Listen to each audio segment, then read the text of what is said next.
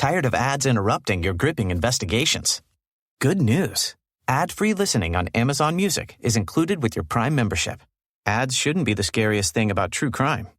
Just head to amazon.com/ad-free true crime to catch up on the latest episodes without the ads. Enjoy thousands of Acast shows ad-free for Prime subscribers. Some shows may have ads.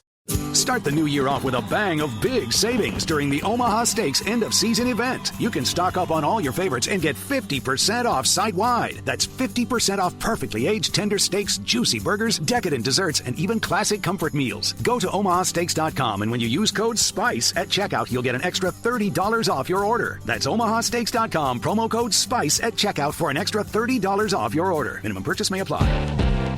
Omaha Steaks, America's original butcher. Hello there. Happy New Year and welcome to episode number 597 of Smart Podcast Trashy Books. I'm Sarah Wendell. With me is Amanda, and we are traveling back in time to December 2015 for this month's RT Rewind.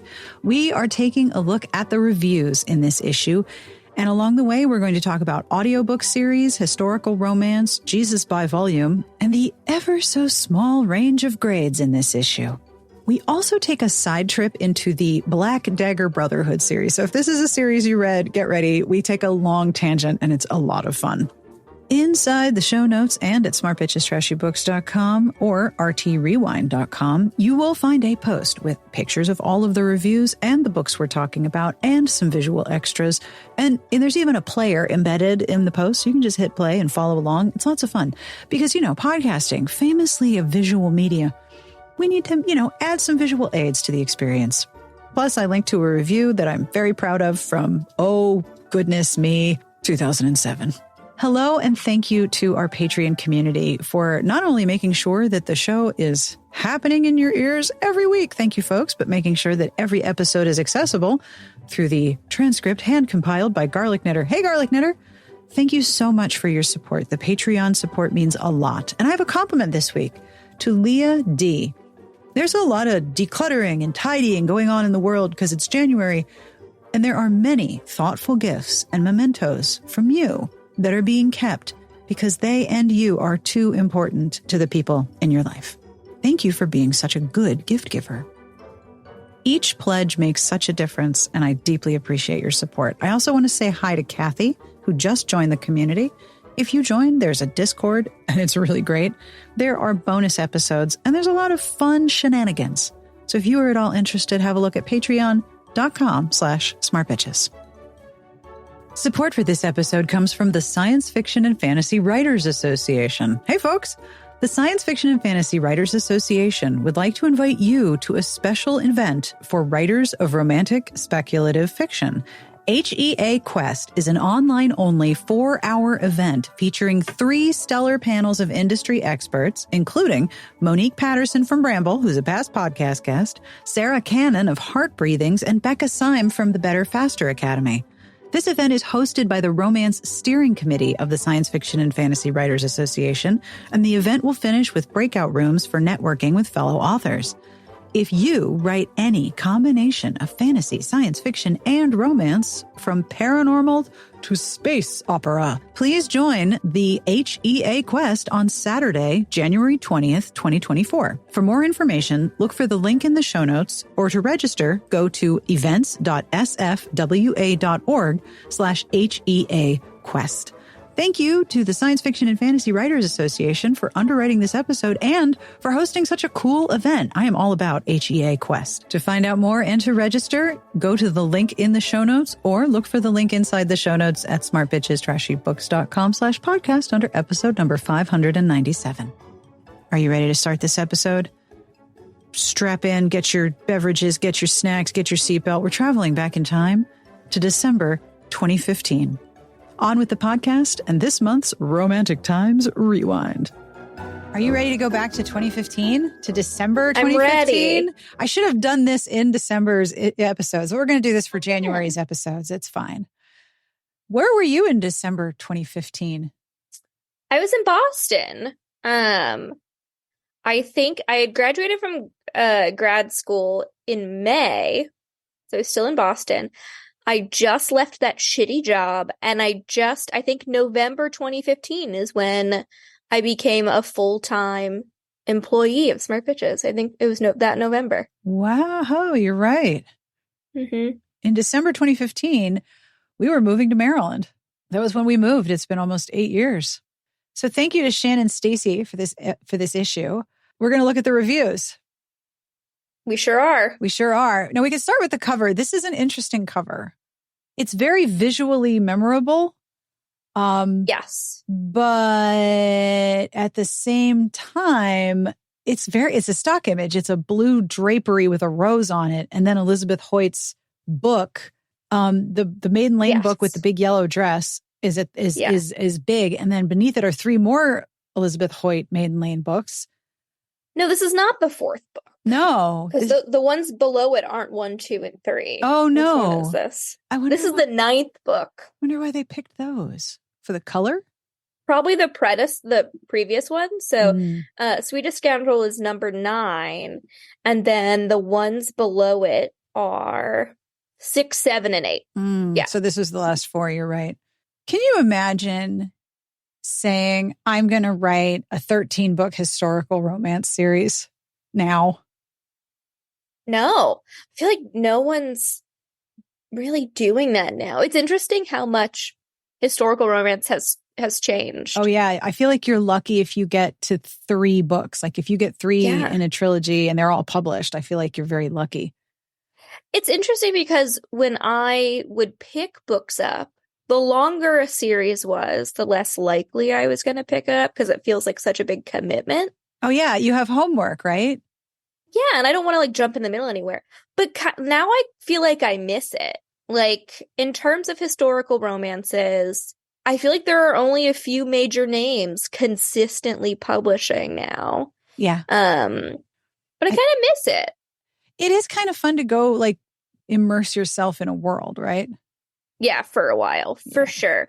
But yeah, I really miss those big, like Kelly Bowen historical romances. I really liked hers, but now she's switched to historical fiction. And like World War II and World War I historical fiction, which is not my thing. No, not my thing. So either. yeah, I'm really like missing some really good, sexy new voices in historical romance, but that's not where the money's at right now. No, it's not.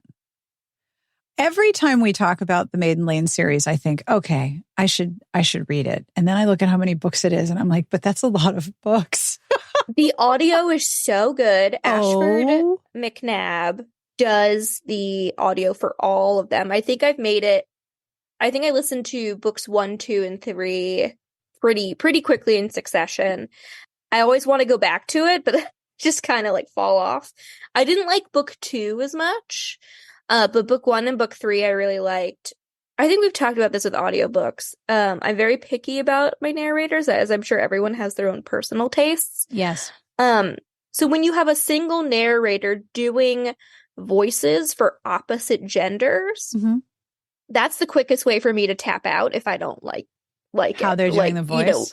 Yeah. But so far, Ashford McNabb does a really good job. Like the hero in the 3rd book, Charming Mickey, is like this Irish river pirate. As you do. The voice she does for Charming Mickey, so good. So good. So yeah, I highly recommend them on audio, Sarah. So if you've got credits to burn, time to burn, need some background stuff, I think they're good. They are all in Hoopla, and I have put them on my favorites list. I really liked, and I hadn't finished it because I had to return the copy, my library copy, before I could finish it. But I was really enjoying the first Pennyroyal Green book on audio. Oh, I like that series a lot. I like that series a great deal. Those are fun. Like that's Caroline Linden, right? No, that's Julianne Long. Julianne Long and Caroline Linden, to me, they have a similar like tenor to their writing. It's very like, they're very funny. They're a little bit light. And I don't mean light like they don't deal with serious things, but it's not like it's more about comedy of manners and dialogue with both of them, which I like a lot. I should just go reread some historicals and stop fetching.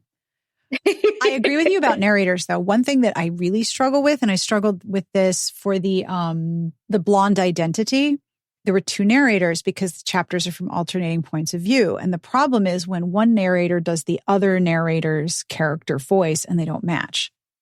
Yeah. But I like this cover. It's not very interesting. I like the colors. I would remember it. But also, you're right. It's not really about the book. Like, why is the rose the biggest thing? I mean, obviously it gives me Beauty and the Beast vibes, the color palette. Yep. But the cover feels more like an advertisement. Like, I wouldn't be surprised if I saw this layout minus the like headlines, call outs to what's inside. Yeah. But, you know, I could see this as a layout in an ad tucked in the middle of this issue. Yeah, for sure. Shall we start with historical romance since we've been chatting about it? Yeah, let me scroll through. There's a lot of features. This issue is full of Amanda bait. I recognize a lot. This a lot issue of is a lot of Amanda bait. Sure. So something I did with this round, I thought it was interesting how very, very different, not only the number of books per genre in last month's in 2004, not only the number of books per genre, but the names of the genre were different. And so I started thinking, okay, well, how much did it change? Right now, so this is 2015 in December, in historical, there are 24 historical romances being reviewed, releasing in December 2015, plus 5 historical fiction. I don't think that there are 24 historicals coming out from traditional presses in 1 month right now. No, I mean, like, you could probably make it work if you think about indie for and sure. self-pub. But for sure. That's where historical is now. There are 2-star reviews in this collection. One from Sam Hain for Karen K's Black Eagle. And then one by and published. I think we can understand why. I think so, yeah. We'll just leave that be. Let's not go near there. And then Barbara Dan's Home is Where the Heart Is, published by Barbara Dan, also got a 2-star. But the review I wanted to talk about is on page 18. It is A Whisper of Desire by Bronwyn Evans. Now, the description is fine, but the review... I started reading this one. So I don't look at yours before I pick mine. Yeah. And I'm like, what the fuck is this review? This review is terrible. I go... This is a terribly written review. Mentioning it. Okay. Thank God. Like what? Okay. So I'll start with the summary. This is the E-book. Now we're not capitalizing the B in book. Now we are putting a hyphen in, and the E is capital. They've upgraded their style guide. E-book, A Whisper of Desire from Love Swept. Download for $2.99. Bronwyn Evans, 4.5 stars, hot. Setting Regency, England. So this is the summary. The Duke of Littleton, Maitland Spencer, has bedded yet another woman. Okay. Lady Marissa Hawkstone, right, doesn't remember the events from the evening before when she awakes, but she begins to worry that the cold Duke, in quotes, could be troublesome for her future. I am already confused and have some questions, but that's fine. As the rumors begin to spread, Marissa has no choice but to take the Duke's hand in marriage. Maitland finds it tough to constantly feed her sexual appetite, but the pair start to settle nicely after a quick start. Then evil is found lurking around the corner, and Maitland must decide if protecting his new bride and his heart is worth risking his life. My guy, your wife likes sex. Just go to Bone Town and live happily ever after. Okay, so sure, all right. I like it when there's an insatiable sexuality on the part of the heroine. Usually they have to be like, oh, convinced. But here's the review, and this review is absolutely dreadful. Okay. I don't even understand what this... Okay, let's remind everyone that this got 4.5 stars. 4.5 stars. With this review. Yes, thank you. Right. Regency novels aren't for everyone. But if you are a lover of romance and don't mind a little heat, Evans' novels are the way to go. She constantly reminds us what passion is all about, and because she is so on point with her facts and lively characters, you just can't go wrong. Her latest is suspenseful, well written, and a great read all around. What the hell is that review? This tells me exactly nothing. I mean, if you like books like this, I guess this one's okay. Like, what? I read that 3 times thinking that there must be some subtext that I'm missing. Like I am missing what they're trying to say without saying it, but I have no idea. And also, even if you don't like Regency, you might like this one. Like, is someone who doesn't like historical romances going to bother reading? Like, who are they trying to convince here? What's the audience for this review supposed to be thinking when they? You're already reading this section because you want to read historical romance, right? Yeah. So, like, what is this? This review is. I was blown away by how terrible that review was. It is also all cliche. Like, I do not like cliches. This is just. It's the way to go. What passion is all about. This sounds like the signature file on an AOL email. Her books are what passion is all about. Like, what the? Oh God, this review just, as someone who edits reviews a lot, I was really taking this very personally. It's not even my review. What I feel like I should do is I should just copy and paste a bunch of these reviews and make like a Franken review for another book. Oh my God, my face right now. Don't you fucking dare. These characters rang true. Like, no. Okay. I picked a review similarly for why you picked this one, in that like this feels like a generic just like jumble of words that you could just put to any book. Word salad. Yes. Yeah, it is a word salad. So I picked, it's on page 19, The Striker by Monica McCarty. And to refresh everyone, this series was like, what if we made Navy SEALs, but they were Highlanders? What if they were Scottish Highlanders? And that's what this series was. 1300s Scotland. Yeah. So it's like historical romance Navy SEALs was the premise for this series. And the review is, the 10th book of the Highland Guard series is as powerful as the others. It is the highly romantic tale of lovers forced to make difficult decisions. The consequences of their actions turn this into a deeply emotional, rapidly paced, well-crafted read. That's it. Like, this does not feel tailored to the book at all, and is so vague and generic in its critique. It could be about anything. It is like refrigerator poetry reviews, right? Yeah, I could write this about like the Bon Appetit magazine I read while I'm on the toilet. Like, it's just word salad. And there is certainly, I'm often in it, an audience that consumes romance like snacking, like literary snacking. And there is absolutely nothing wrong with that. I do it all the time. But I wonder if some of these reviews are for people who are like, am I going to like this? Yes, no. Like, this is just a very specific binary. And they're all like, oh no, these are fine. Whereas the 2-star review, like, let me grab one of them. Black Eagle got 2 stars in part because there's details of tribal life, but it's not enough to carry the plot, and stilted dialogue and improbable action. Like, okay, that is a review. I understand what the problem is with that book. Then the other 2-star reviews is, it's interesting. It'll grab readers' attention from the get-go. We have already wasted a bunch of words on cliche, by the way, right there. Yeah. Sometimes the flow is interrupted by the unbelievable plot. It's a sweet story with a serious heaping of faith. It's sluggish. Readers will eventually discover the entire point of the story if they have the patience to finish. Like, actually tells me something. Shall we move on to mainstream fiction? Yeah. All right, mainstream fiction. In this section, there are 11 total reviews. All of them are between 3 and 4.5 top pick. Like, it's 3, 4, 4.5, 4.5 top pick.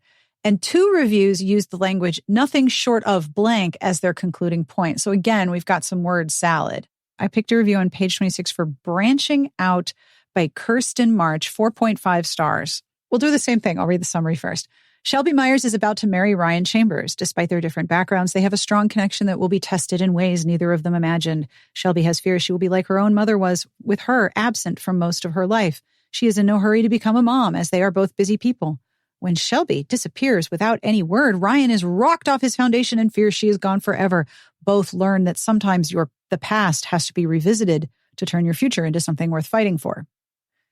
So here is the review. Branching Out begins where Family Trees ends, reunited with familiar characters and great new ones. Characters are charming, but a few are not who they appear to be. The storyline is believable and has curves that enhance the plot without overshadowing the plot. March is an up-and-coming writer who has done the research in the area the story takes place, and it shines through. Okay. Curves that enhance the plot without overshadowing the plot? What? Again, I am bothered by the quality of this word salad. This word salad is not to my liking. Anyway. So I picked on page 25, Girls Who Travel by Nicole Treleavis.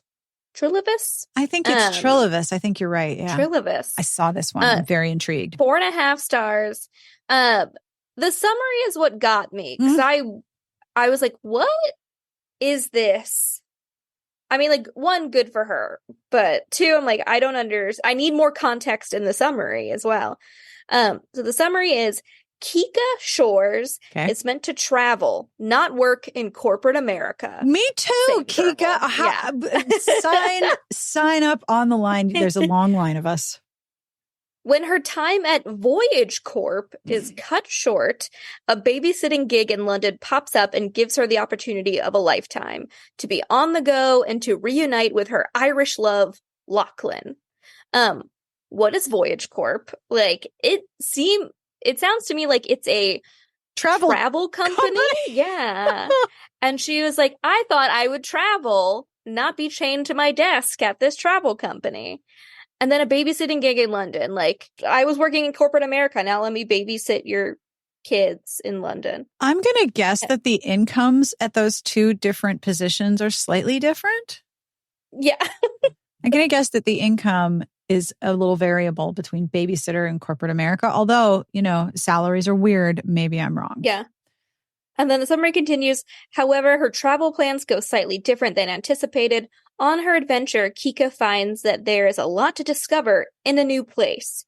So we have woman upset that she's in the rat race in corporate America. She just wants to travel. She's meant to travel. Then gets a babysitting gig in London and also hopes to reunite with some long-lost Irishman that she fell in love with. But there's a lot to discover in a new place. Yeah, no shit. Water is wet and ice is slippery. So yeah, the summary more than the review got me because I'm like, what is going on here? And the review does mention that this is a slightly unrealistic scenario. You don't say. Yeah. Though the overall plot appears a bit too convenient, readers won't let a slightly unrealistic scenario spoil their trip to London alongside Kika. And also, they describe the characters as animated. What the fuck does that mean? I don't know. Do they talk with their hands? Are they Italians? What? Like, I don't understand what animated characters means in this description. I still couldn't tell you what I'm going to find in this book.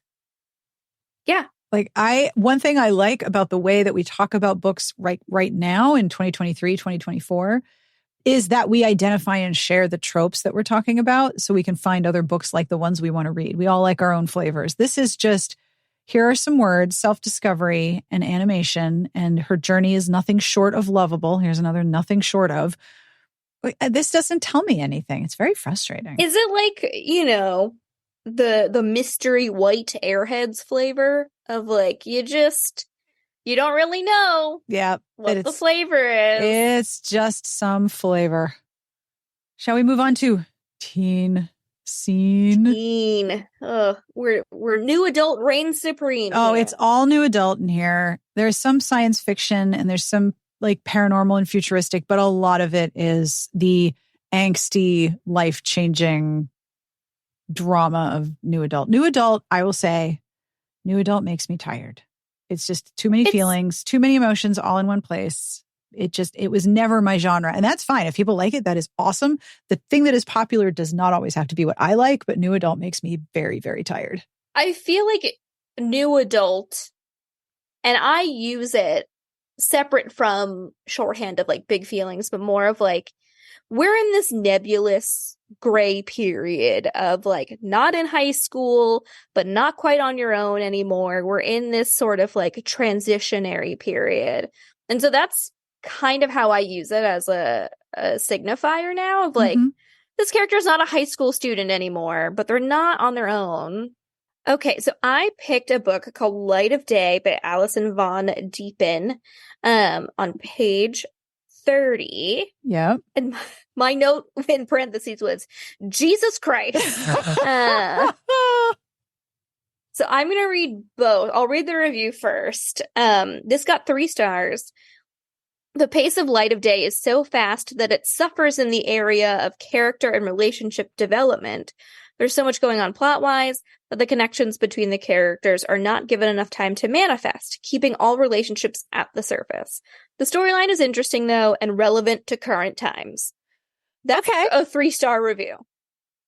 Okay, there's too much going on, but at the same time, 3 is the lowest marker you get in this section. There's nothing below this. So this was not good, but still 3 stars. Okay. Yeah, so this is still in teen scene. It doesn't label it as new adult. It doesn't label it, like, have any sub-labels. Right. And the last sentence is what got me, of like, the storyline is interesting, though, and relevant to current times. So hold on to that sentence as I read the summary. I will stick a pin in it. Gabby Perez is, by the way, content warning, trigger warning for this book summary. Oh, yeah. Oh, yes. Yes. Oh, yeah. Okay. Yeah. Gabby Perez is shaken to find out from a cute stranger named X that her and her friends' drinks were drugged. She's also horrified to learn what her fate would have been had it not been for X. Someone is forcing young girls into prostitution. Oi. Interning at a radio station, Gabby is determined to get the word out about what's going on. When a friend of Gabby's goes missing, Gabby and X team up to search for the girl. But who is X really, and what is his motive in helping Gabby? And what is she going to do about the intense attraction between them? I'm sorry. That doesn't matter. Someone is drugging young women. There's trafficking going on. I don't care about your pants feelings. Yeah. But the storyline's interesting and relevant to current times. Indeed, I echo. Jesus Christ. Yeah. I was like, wow. That's pretty heavy. Oof. Mine is on page 28, and I picked this because it is always great to encounter a truly fantastic hero name. This is for This Raging Light by Estelle Lore, and it is 4.5 stars. This raging light is messy, but so is life. Lucille is in over her head and lashes out.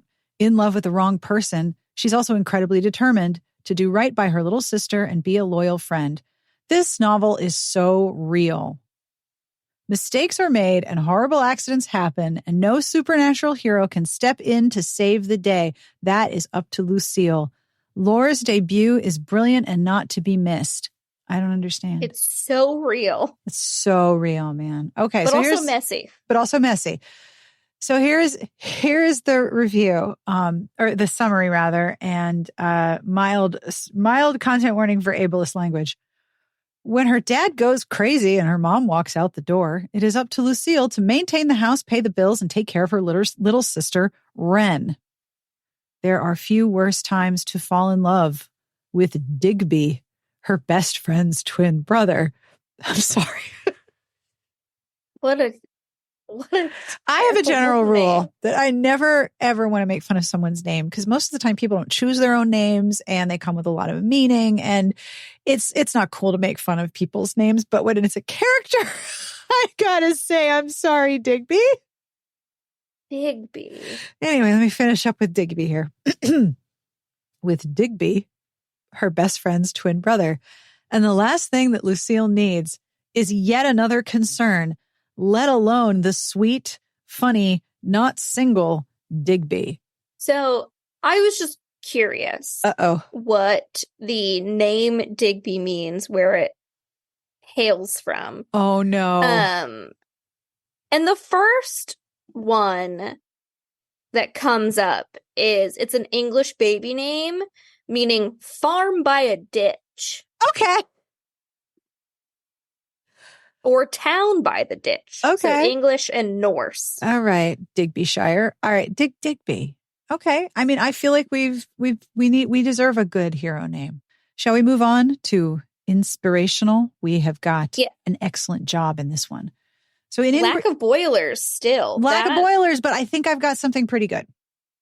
So there are 24 inspirational novels published in this month. And they are all 3 to 4.5 stars, top pick, plus a gold. And I still don't know what are we trying to do? We have top pick, gold?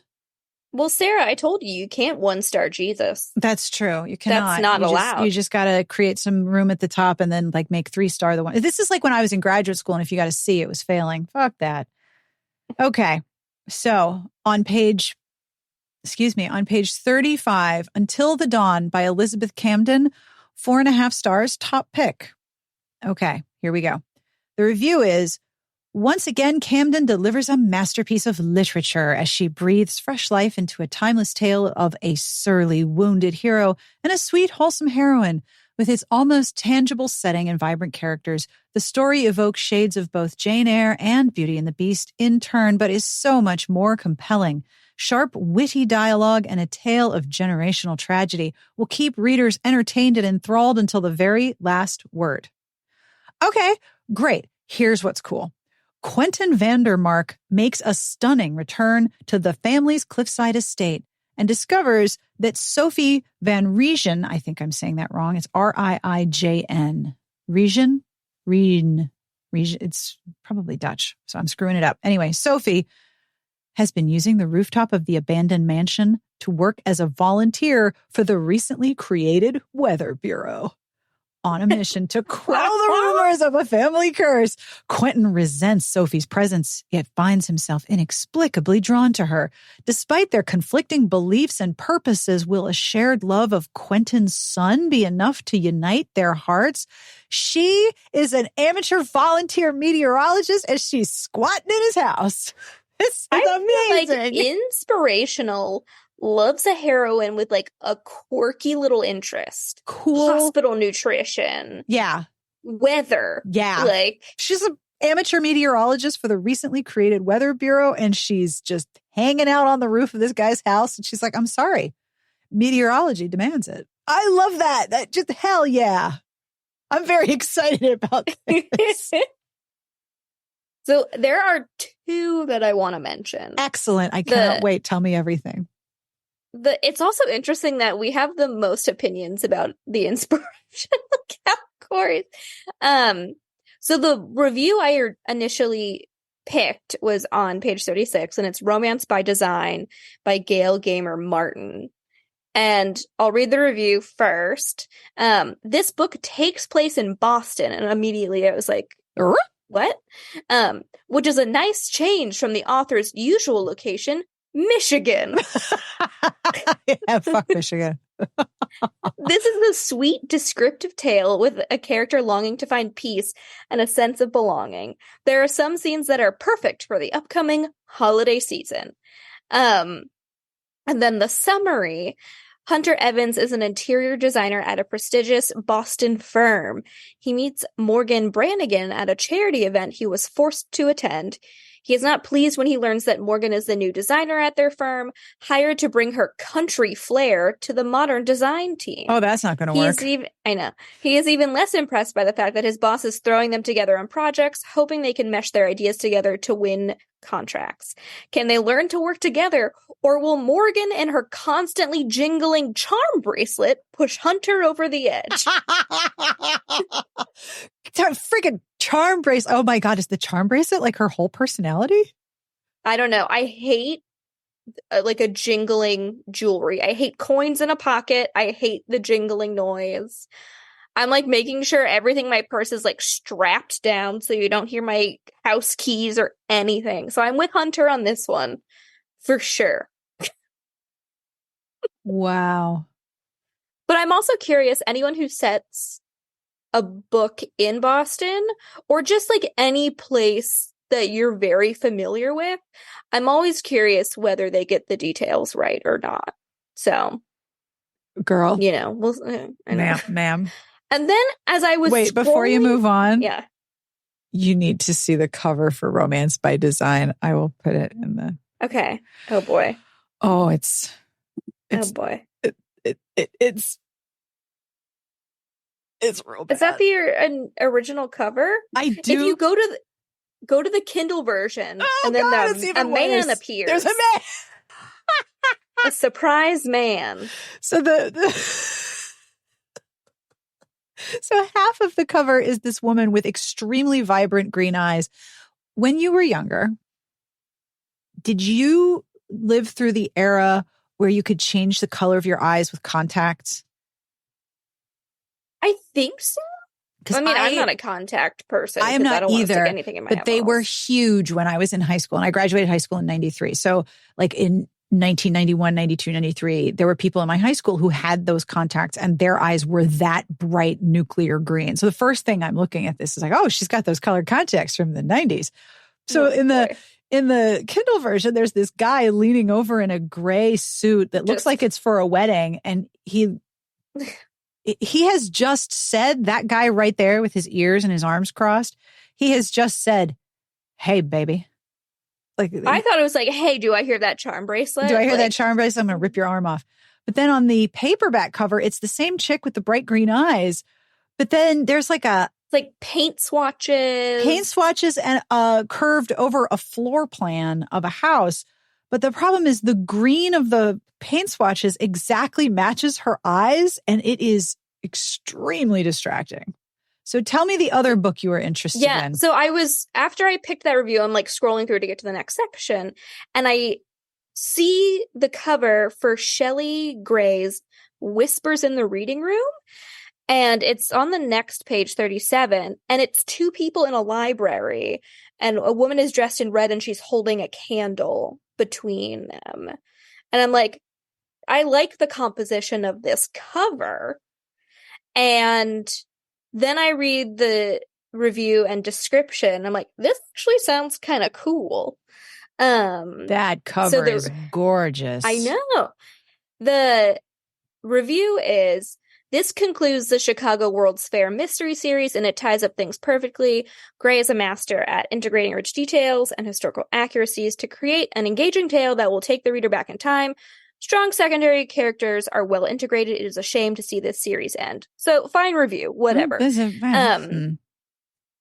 the summary, Lydia Bancroft loves her job at the library. Due to her family's financial situation, she feels pressured by her mother, who frequently reminds her of the importance of marrying well. Despite being engaged, Lydia is intrigued by the mysterious gentleman who frequents the library. She learns his identity, Sebastian Marks, when he rescues her from her abusive beau. Sebastian and Lydia develop a friendship, and they soon find themselves suspects in a murder that occurs outside his nightclub. Oops. What? Is it the work of the society slasher? Oh, God. Or is it one of them harboring a dark secret? Oh, boy. So I'm like, this took a turn, and I'm interested. Oh, my. A librarian helping solve a murder outside a nightclub amidst the backdrop of the Chicago World's Fair. Okay, this sounds kind of good. Right? How much Jesus you think is in there? That's my thing with inspirationals, or like this section of like, is it Jesus friendly? Like Jesus heavy? How much Jesus, like what's the Jesus content? How much is God directing the plot? Like how much is there an actual Deus ex machina, except like it's actually God messing about in the plot? What's the JBV, the Jesus by volume percentage of this book? Or is it just like closed door, there's no kissing or anything? You know, like I wish the grading rubric would specify how religious the book is. That would be helpful to me as a reader. I'm trying not to laugh into the JBV. What's the JBV of your book? Oh, love it. I think one thing that's really interesting about the inspirationals, and we've talked about this for the last couple of issues, that the subjects, the jobs, the setting, the historical period, it is everywhere. Everything is open. Like you will find these all over the place. World's Fair, 1812, 1704. Like you'll just go everywhere. The wideness of all of the elements is so vast. I feel like if you've written a historical that isn't quite going to fit with historical romance, you just massage a little God into it, and then you can sell it to one of the inspirational publishers, because they seem to be the most open. The inspirational publishers seem to be the most open to the most variety of setting and plot. And yet, all these people are white. Yeah. So you got to have And white probably people not really having sex, right? You gotta No, there's not going to be any. content. There's not going to be any schlipping. Sorry, Jesus. Would you like to go first in mystery suspense thriller? Also, for the record, there are 28 reviews in this section. 28 books, and they're all boring. It all between 3 and 4.5 stars, top pick, and 1 top pick gold. Yeah. And I know you found something to read here, but for me, like, I'm not a big romantic suspense reader, so that kind of nixes a lot of those out there. And mystery thriller, like, I prefer mine skewing more towards, like, on the horror side of a mystery. But the first review in this section on page 40 is for Dean Koontz, and the book is called Ashley Bell. And I feel like you don't really need to read the review because you just need to read the summary. And I'll just read the summary. BB Blair's doctor tells her she has a form of brain cancer and only a year to live. When BB makes a miraculous overnight recovery, everyone is astonished. Struggling to understand what has happened, BB consults with a woman named Kalita Butterfly, who convinces her that she escaped death because she has a mission to save someone named Ashley Bell. But who is Ashley Bell? It quickly becomes apparent that BB has mysterious and dangerous enemies who are willing to do anything to stop her. What?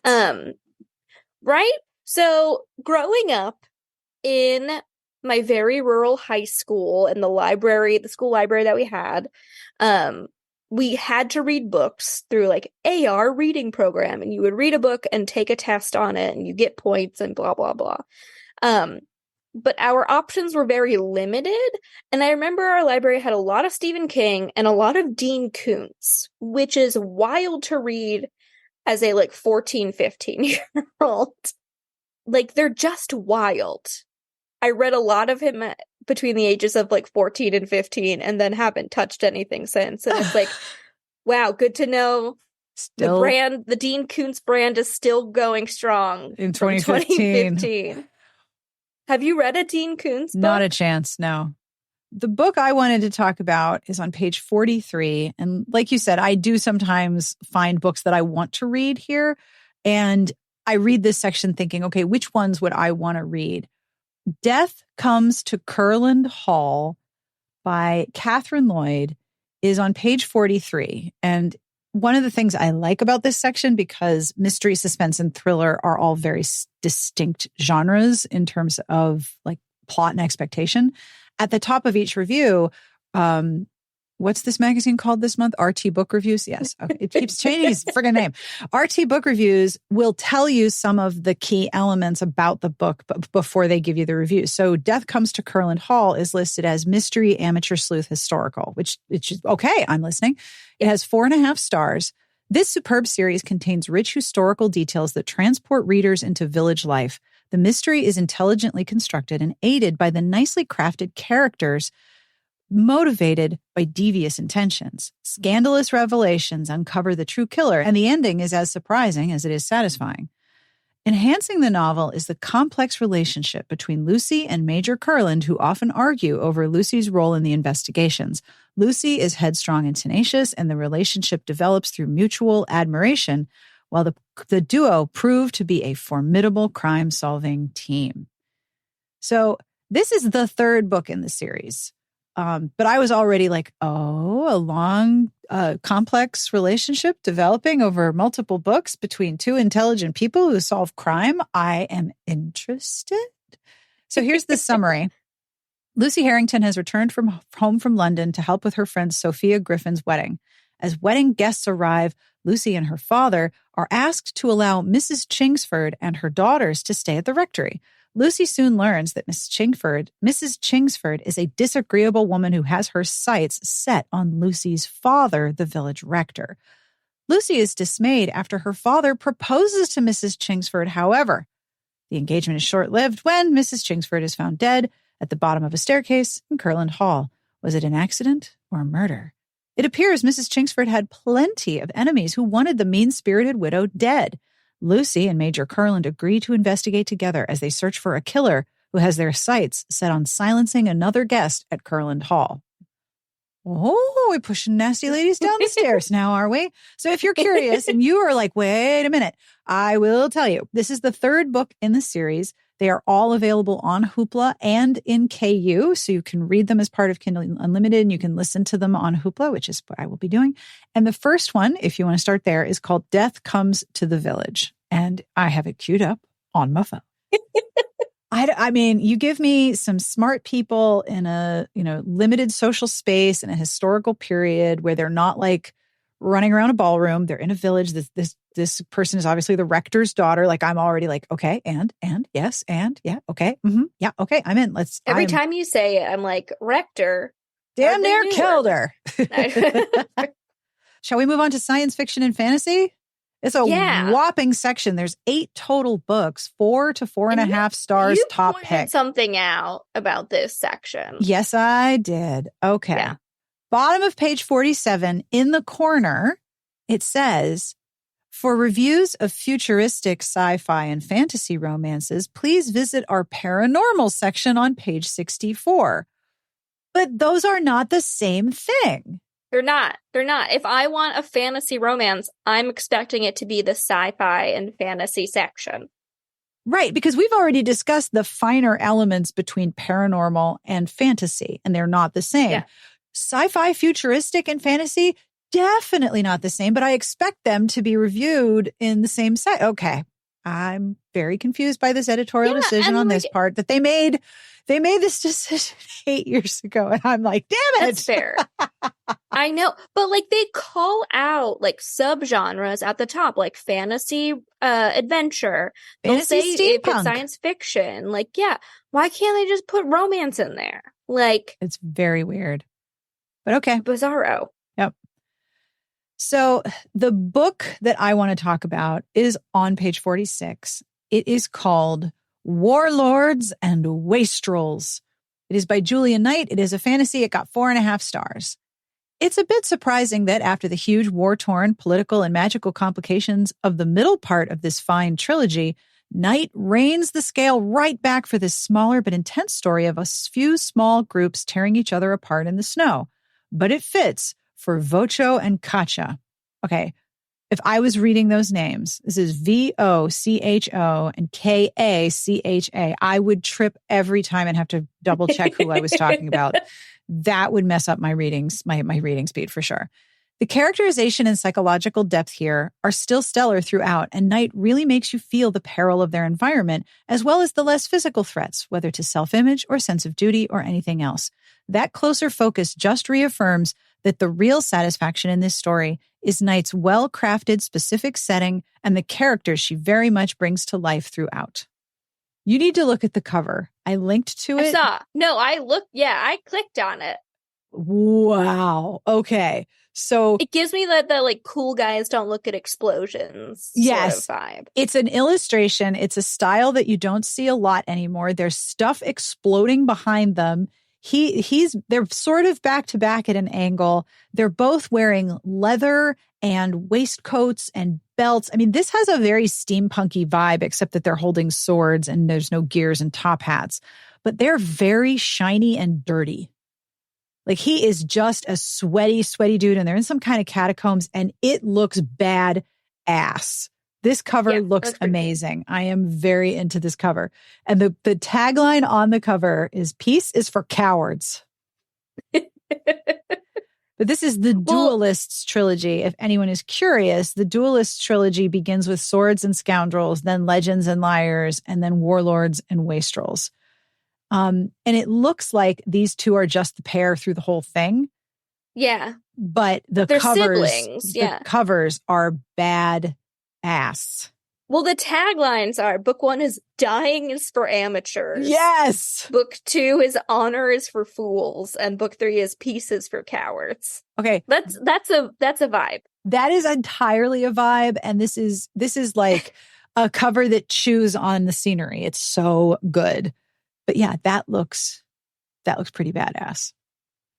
I feel like this issue is just titled December 2015, Amanda rants, because this is like the second or third rant I have. Okay, well, I write down subtitles while we're recording, and I have already written what's the JBV, Jesus by volume. But now I have to say, this is... I like the JBV one, though. Amanda rants.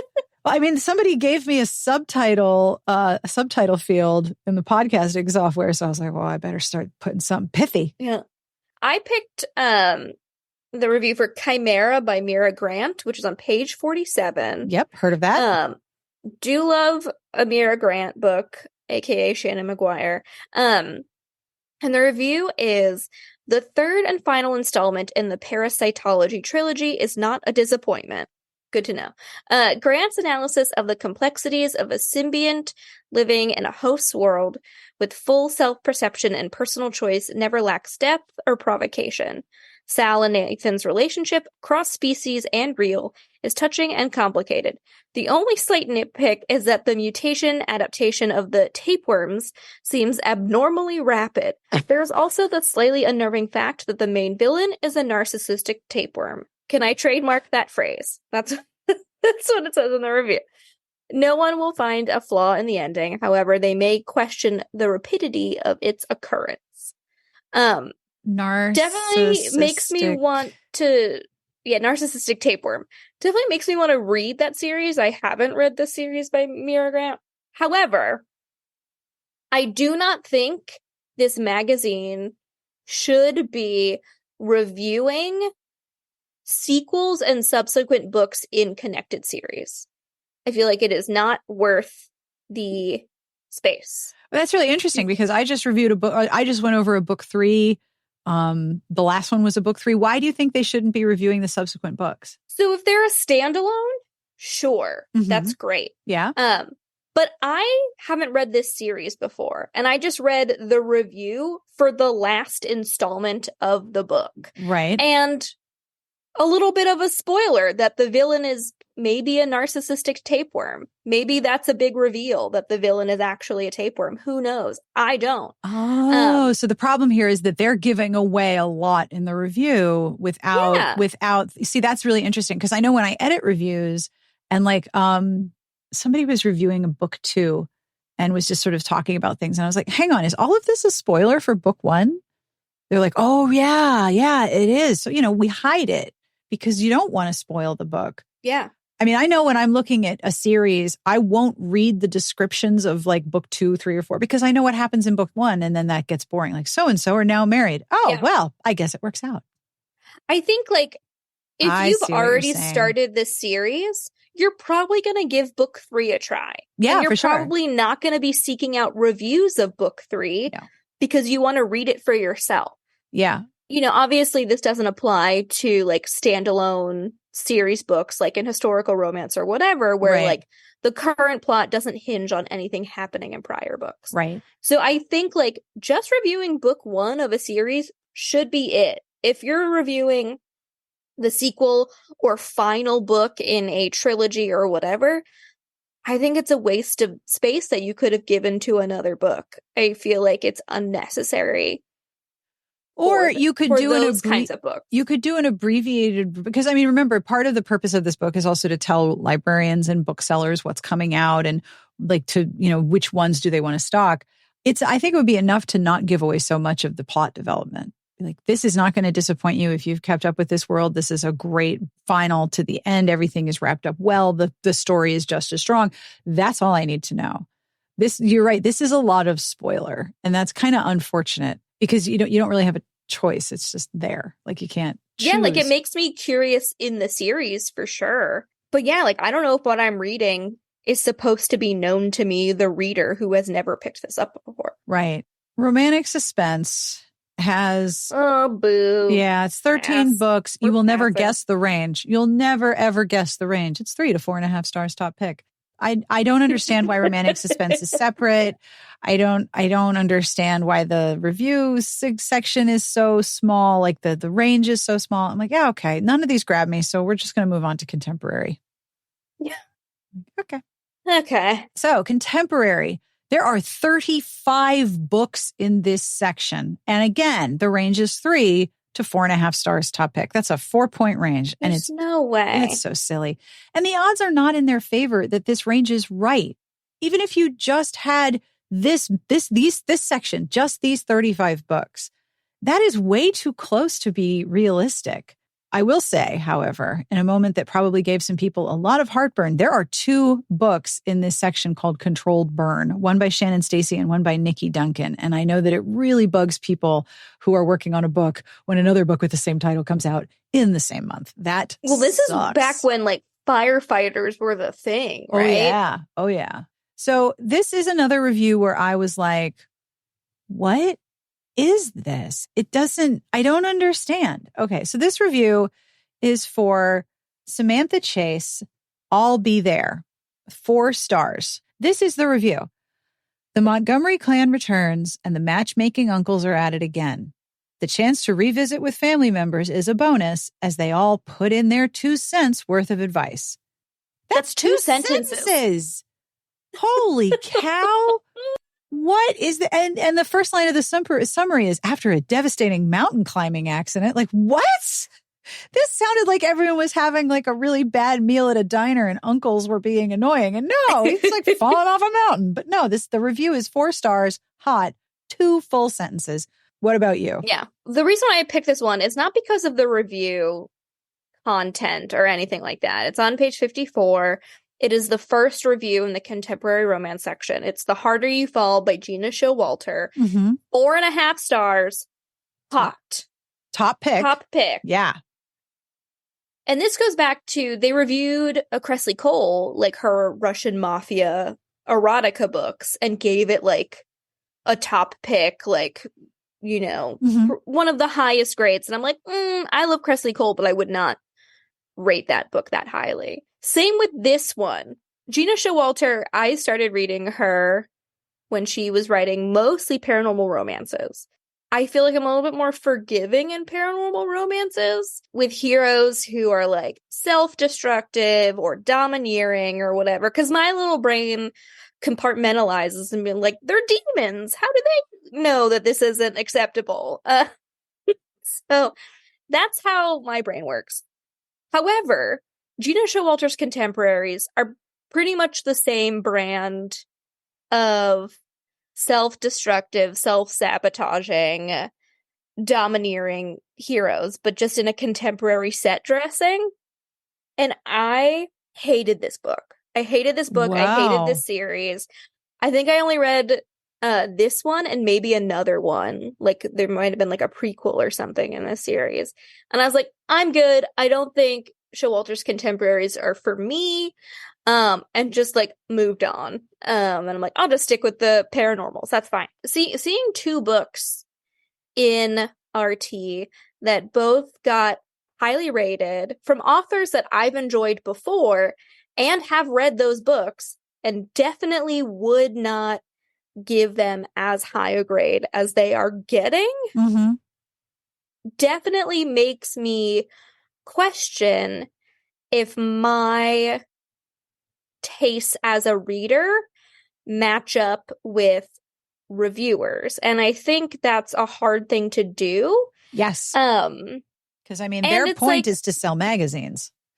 They're not. So it's like I don't trust the grades. Yeah, me neither. As being an accurate reflection. Nope. And I think it's all about finding reviewers that you match with. And I think that's why our site works so well, is people find their sort of like reading match to our reviewers. Yeah. You know, tastes align, thoughts and feelings align, or we're given the space to explain our thoughts and feelings. And someone can be like, oh, I picked this up too, but I disagree with you and this bothered me less or this bothered me more.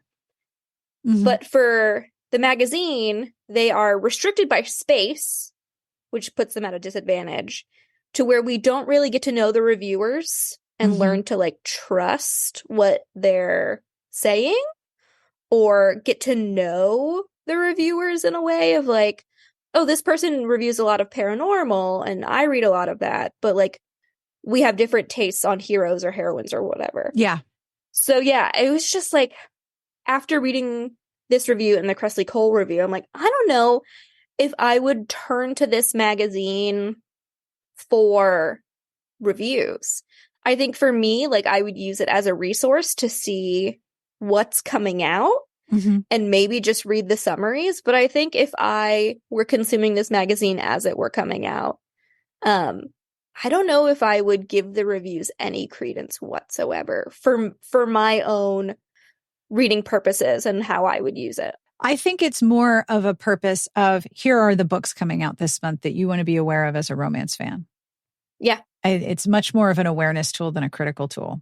I mean, that's part of why the site was co-founded. I co-founded the site because there was very, very little criticism of books and saying, no, this doesn't make any sense and it was bad. You can't have this many books without some of them being bad. It's 35 books in one genre, for heaven's sake. They can't all be like good to great. Yeah. There's no way. So paranormal, as we scroll for 19 miles. I loved this particular section this month. I saw a lot of good names that tell me why. made I mean, we got Thea Harrison. Yeah. We got G.A. Aiken. Yes, we do. Kate Baxter's warrior vampire books, I liked for the most part.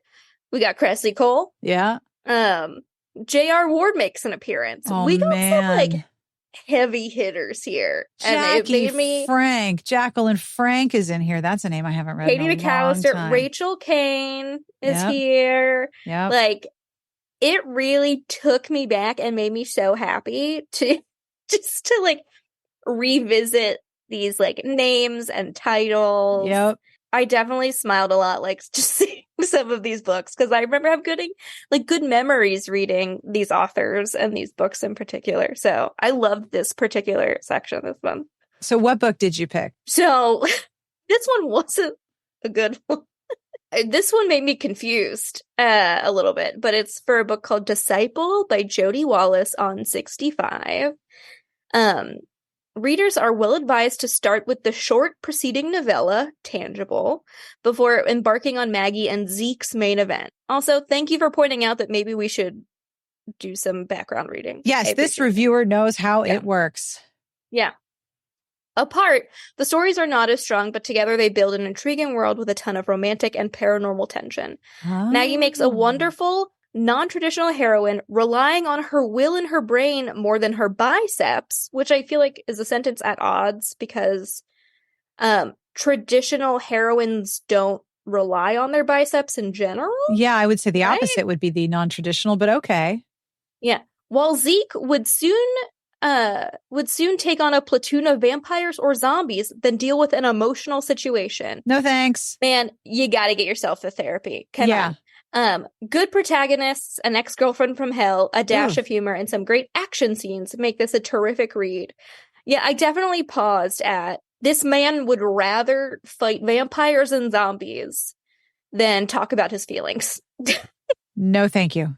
Which, like, reminds me of when you bring up of, like, a man is angry because you made him feel a thing. Yes. Yes, you've made me feel a feeling and I must fuck it out of you. Yeah, that's what it reminded me of. But, like, come on, guy. Like, if you would rather fight terrible monsters, then talk about your feelings. I don't have enough pages in this book to wait for you to get emotional fluency enough to function as an adult human being. Like, I'm done. Like, I'm not ideal enough with the emotionally immature in my real life. I don't fantasize about that being a hot thing. Like, also, you got to look at the cover, Sarah. Oh my God. Let me. Hang on, I'm pulling it up. What happened to them? Disciple Urban Fantasy Forbidden Protector Hero Romance. Dreamwalkers Part 2. What is happening to them? They're about to be Men in Blacked with the light, I feel like. Oh, but then they're like sleep kissing. Like, that's a weak kiss. So this is what people who tell you not to stand in front of the microwave think happens to you when you stand in front of the microwave. They are so overexposed. Like, they're about to be vaporized. Oh, yeah. It's a very white photo. It's very weird. Okay.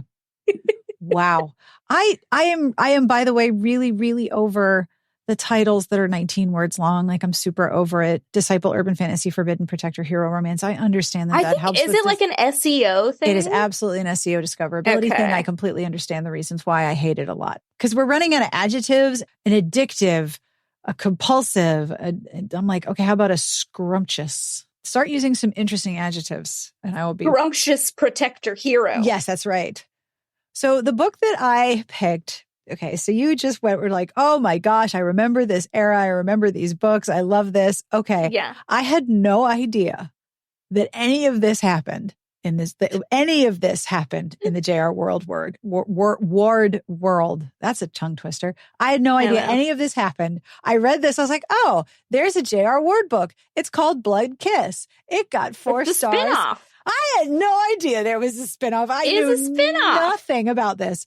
Megastar Ward has decided to launch a spinoff series from her Black Dagger Brotherhood books. And I stopped and went, wait, she really did? Oh my gosh. Yeah. No way. I had no idea. I was not paying attention. Now, to be fair, I was also moving house at this time. Like when this came out, I was packing up my house and moving my house, but I had no memory of there being a spinoff series. And I was laughing so hard when I read this. Like, wait, this happened for real? Oh my goodness. Oh yeah. So anyway, if you're curious and you didn't know there was a spinoff series either, the spinoff features new, somewhat younger individuals fighting for their place in the Black Dagger legacy. The first book focuses on Paradise, the blooded daughter of King Wrath's first advisor, who must break through centuries of societal programming to become a female warrior. Per usual, there are multiple storylines playing out and quite a few members of the Brotherhood make appearances. If you love the Brotherhood series, you are bound to enjoy this one as well. So do they still fight guys that smell like Johnson & Johnson's baby powder? That's the important thing. Are they still my guess probably. The powder puff demons? Is that what's... I'm guessing so. Part of me wants to go back. So I'm looking at my Goodreads. Oh, that's a dangerous journey. I know. I'm looking at my Goodreads and I read the Black Dagger Brotherhood series. I only read up to book 3. When did I read book 3? And I stopped at book 3. And I was done. I stopped at book 3. When did I read this? I wish it would show me.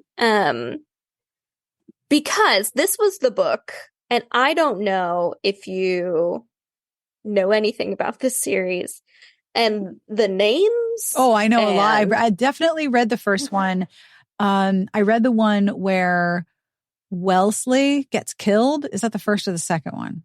It's early. No, I don't and remember. I was like, oh, I don't know if I want to read this because they just killed off my favorite character. And then I wrote a review. He probably comes back. No, she doesn't. She's dead. No, she doesn't. Oh boy. But I read up to the point, trigger warning, if you're listening to this where other people can hear you, I'm about to say something very gross. I remember reading up to the point where the guy who was the cop had black jizz. And I don't remember what book that was. But there was definitely... I think everyone hated the cop. Well, I mean, he was terrible. Yeah. I wrote like a review that was basically like the backstage actors talking about the plot that they're in. Like, what the fuck is happening here? Black Jism, I'm pretty sure. Yeah, that was Lover Revealed. Okay. And I will put a link to the review in the show notes because I'm very proud of this review. I gave it a D+, but the review is very funny. So I read Lover Awakened, which was book 3. That's as far as I made it in the Black Dagger Brotherhood series. I read it 15, 14-ish years ago. Okay. So clearly top of mind. You remember everything about it. I gave it 5 stars. Oh. And this was the tortured hero. Like literally, he was like a former blood slave. His name was Sadist, but a Z-S-A-D-I-S-T. His name was Sadist. And the heroine's name was Bella. And after reading this book, I gave it 5 stars. I was like, this is peak literature. We can only go down from here. I will not be continuing the series. We're going to preserve these feelings where they are. And I am done. And I never picked up a Black Dagger Brotherhood ever again. I was like, man. We have peaked at book 3. Goodbye. Oh my God. But part of me is like, should I go back and continue? No, I think you should go back and reread book 1 and see what past you and present you think about it. Well, book one and book 2, I only gave 4 stars. Oh. And then book 3, I gave 5 stars. So wait, book 3 is Lover Awakened. Yeah. Okay. They're pretty routinely rated above 4 stars and have like, I mean, the later ones, obviously you can see people have tapped out on reading them. Because the first book has 300,000 ratings. Oh, yeah. But at the time that these came out, they were very unique. And one of the things that's a 2000s PNR, baby. That's right. It's 2000s PNR, and it's a secret society, and it's, violent hypermasculinity with references to biker gangs. And they're okay. So I just looked up Lover Unbound, which is Viscus's book, which is book 5. Yeah, the names are something, huh? Yeah. And then what's the cop's name? His name's like Butch. Ruthless. They have Fury with a PH. Yes. Pahuri. Oh, yeah, boy. there's Revenge with an REHVENGE. Revenge. No, I like Viscous. Viscous and Butch. Jeez Louise. Black my Jizz. God. Black Jizz. That was where we went with that series. And I was like, and I am done. Thank you. I just appreciate, look, Ward leaned so hard into this. And sure, it's pretty corny stuff. It's corny and it's problematic.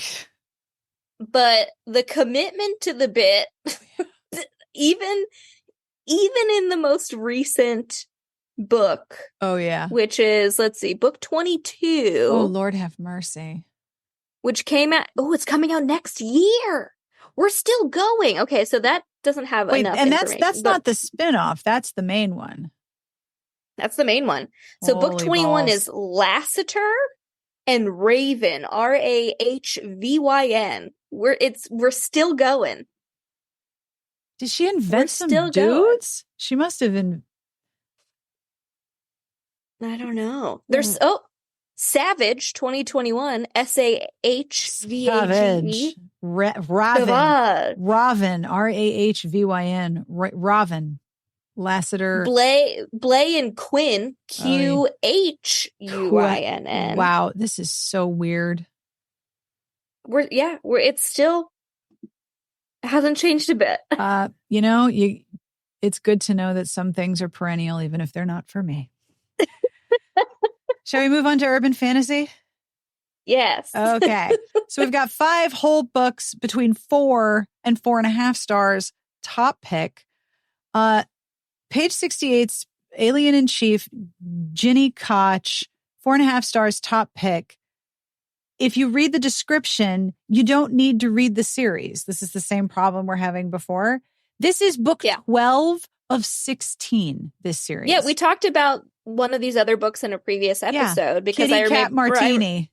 Kitty Cat Martini. You don't forget a name like that. No, and if you know what, if 8 years later we laugh at the name, that means it was memorable. So good job. But if I read the description, I don't need to read the series now. I just read everything that's happened up until now. It's book 12 of 16. I feel like most of these books in here are continuations. Mm-hmm. And I get it. It's hard to review a continuation of a series. But also other reviewers are pretty clear. Yeah, you don't want to start with this one. Don't do that. Except for that mad lad in that one episode, that one issue that was like, it's book 5. Start here. It's fine. You'll be fine. Yeah. But also, why can't this be fed into sci-fi and fantasy? I don't know. Which one did you pick? I mentioned Wicked Ever After's Delilah S. Dawson's book on page 68. And this is where I made a note to rant about subsequent books, because this is another one. This is the last installment of a series. But I just want to point out that the hero is named Criminy Stain. That's the only thing I wanted to mention. Criminy Stain. He's a bloodman and a ringmaster, and his Okay. name is Criminy Stain. And his human love interest is Tish Everett. Criminy Stain. That sounds like something like my grandma would say, like Jiminy Christmas, Criminy Stain. Criminy Stain. Oh, okay. That's a good, like, rather banal curse word. Okay. Moving on into series. There are two two-star reviews, and the book that I wanted to talk about is not one of the 2-star reviews, because the thing about the series reviews is that they do put the summary first, but the review is often like one sentence and it doesn't tell you anything about why it's getting 2 stars. The book that I wanted to call your attention to is on page 78. It is a Harlequin special edition. Princess Under the Mistletoe by Lee Ann Banks is reviewed kinda on page 78. And they're not really reviews. A lot of these are not really reviews. Sarah Smith is a fraud, a pursued princess in hiding, not a real nanny. But her feelings for her sexy single dad boss and his children are very real. Working in the small kingdom of Chantain, widower Gavin Sinclair becomes very attracted to his children's nanny. His life is too complicated for romance, especially with the enigmatic Sarah, right? Fast-paced dialogue, a riveting storyline, and charming characters make Banks's tale flow well. Her imaginative settings and the royals in this fictional fiefdom give this holiday tale some pizzazz, while the temporary to forever family gives it heart. That's actually a pretty robust review for this section. So I was like, oh, that's really interesting. And then I looked at the cover. And if you look at the cover of this book, that guy is 12 years old. Well, I made a note that the series is called Royal Babies, and maybe he's the baby. He's so young, this cover model. Look at him. He's the baby. He's 12 years old, this guy. He looks like a politician to be. Like, Yuck. Also, Amanda, on page 80, I wanted to make sure, don't miss that big ass hat. That's a good big hat. We need a hat watch. Yes. We just find the big hat. We have been missing the big hats in this issue. It was all the way down in Love Inspired Historical before we get a big hat. Yeah. So what book did you pick?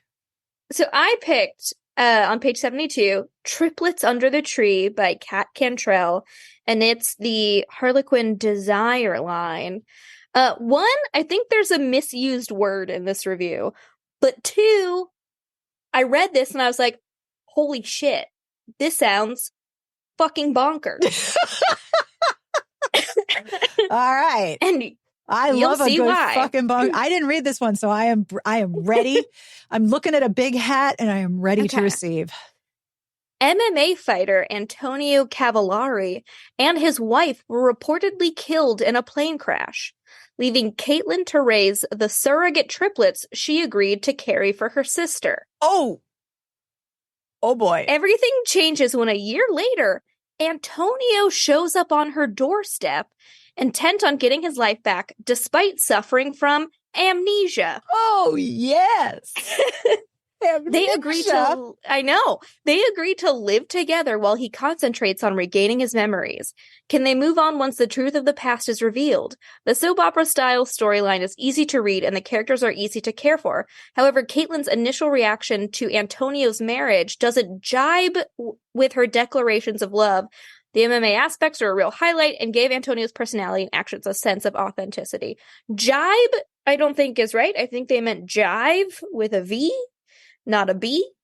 To jibe is to like sneer at, right? Well, yeah, there's 2 meanings. Jibe is to be in accord, or it's to utter taunting words. It means that's how I know it. Both. As like to taunt or mark. That's not. Yeah, I agree. Okay, that's super weird. So yeah, that's a weird word choice right there. And wow. But anyway, MMA fighter surrogate triplets reportedly died. Who's like. His wife's sister is carrying their surrogate triplets. He shows up a year later and has amnesia. Surrogate triplets?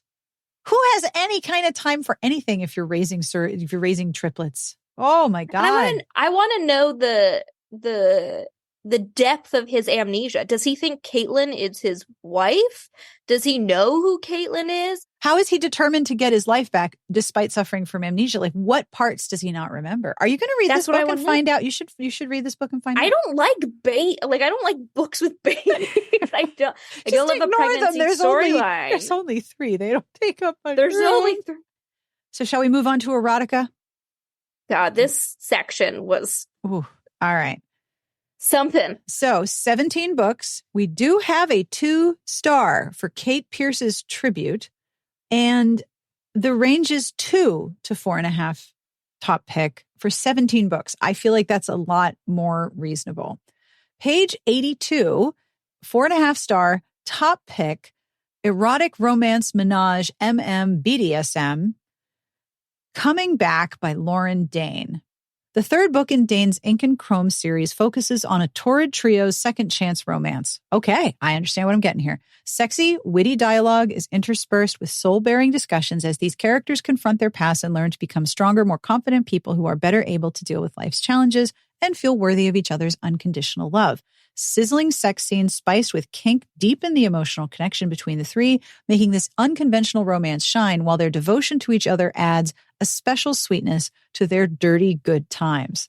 That's a good review. I understand exactly what I am getting here. Sweetness, emotion, lots of sex. Got it. But did you read this series or were you more into the other Dane series, the futuristic space one? I read the futuristic one, but Elise liked this series and I believe reviewed 1 and 2 in the series of the Ink and Chrome books. Yeah, we'll put links in the show notes. Yeah, I remember the covers being very beautiful. Oh, the covers are gorgeous. I'm pretty sure if you scroll down, the covers are on the next page because there's a full page ad for Lauren Dane. I also love that Lauren Dane's logo for all of her branding is Lauren Dane, read hard. I like that. But yeah, the covers for the Ink and Chrome were very ethereal, which is weird because it's about guys who fix motorcycles and do tattoos, I think. Yeah, but the women on these covers have some gorgeous tattoos. Oh, they really do. Truly beautiful. So what did you pick? Oh boy. So I picked Stepbrother Mine by Opal Carew on page 82. If you can guess what that one's about. The review here doesn't matter to me. It's the summary. All right, bring it on. The summary is a lot. Dana's much-married mother dumps her at Mason's home after she marries his father. 16-year-old Dana is left to fend for herself until she meets Mason, who makes sure she's protected from his father's warped behavior. Oh, God. Yeah. Dana convinces herself that she's in love, but Mason, who is older and developing feelings for her, eventually leaves to avoid the temptation. 10 years pass before they're reunited. Dana's mother forces her to find a new way to finance her grad studies, so Dana decides to sell her virginity to the highest bidder. Oh, dear God. Oh, wow. Okay. That's a whole other book. We had a book in the first part. I know. Millionaire Mason is not about to let Dana fall into anyone's bed, especially his perverted father. Oh, dear God. Oh, God. Bleh. I know, right? The fact that Mason is dedicated to his dom lifestyle is the only remaining roadblock to Dana's dream. Mason is sure that he could convince her to take his money without the sex, but she insists, and things only get more intense. It's like a 7-layer bean dip of yuck. And it's only 288 pages. You know this book is just like bang, bang, bang, bang, bang. No, thank you. Oh, wow. That is quite a note to end this episode on. I am so impressed. And that brings us to the end of this week's episode. Thank you, as always, to Amanda for traveling in time with me. We do a monster recording session to record this and the ads episodes, and they are so much fun. So thank you especially to Amanda. And thank you to Shannon Stacy for sending me so many wonderful PDF issues of Romantic Times. I am curious. What is your ideal Jesus by volume? I don't know if you could tell that I was bent over away from the mic because I could not stop laughing, and I can't edit out if I'm laughing right into the microphone. I need to move my whole head. I was bent over laughing at that Jesus by volume. I will have links to the review that I reference and to HEA Quest in the show notes and at smartbitchestrashybooks.com/podcast. You can also find all of the Romantic Times content at rtrewind.com. I don't want to miss the opportunity to name the reviewers from Romantic Times Magazine, December 2015, who wrote all of the reviews that we talked about.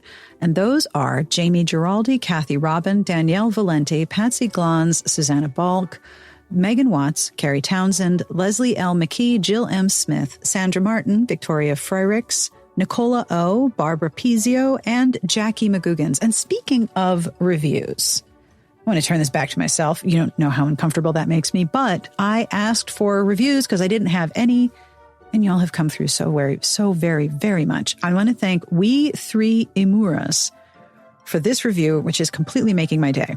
Sarah Wendell's podcast has been going for 12 plus years and is always the first listen of the week for me. I'm so honored. Not only do I get great reading recommendations, but the kind, supportive community of readers, authors, and other folks has enriched my life in so many ways. Thank you so much. It is a massive honor to be your first listen. I'm always excited when a new episode of my favorite shows drops, and so I'm really honored that I'm in yours my favorite list. So thank you. And thank you to everyone who has left a review for the podcast. I don't know where my Apple reviews went, but whoa, darn, they're back. So thank you. And as always, I end with a terrible joke. This joke comes from a librarian named James in a southern town who emails me the best links all the time. And this time, James, the librarian, sent me a joke. Are you ready? What does the cannibal who's late for dinner get? Give up? What does the cannibal who's late for dinner get? Gets the cold shoulder. It is so bad. Thank you, James. And thank you for being a librarian. It is a very hard job right now, so please don't think that we don't appreciate it. I appreciate it very much. On behalf of everyone here, we wish you the very best of reading. Have a wonderful weekend, and we will see you back here next week. Smart Podcast Trashy Books is part of the Frolic Podcast Network. You can find outstanding podcasts to subscribe to at frolic.media/podcasts.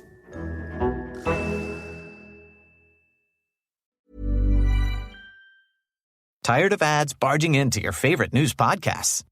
Good news.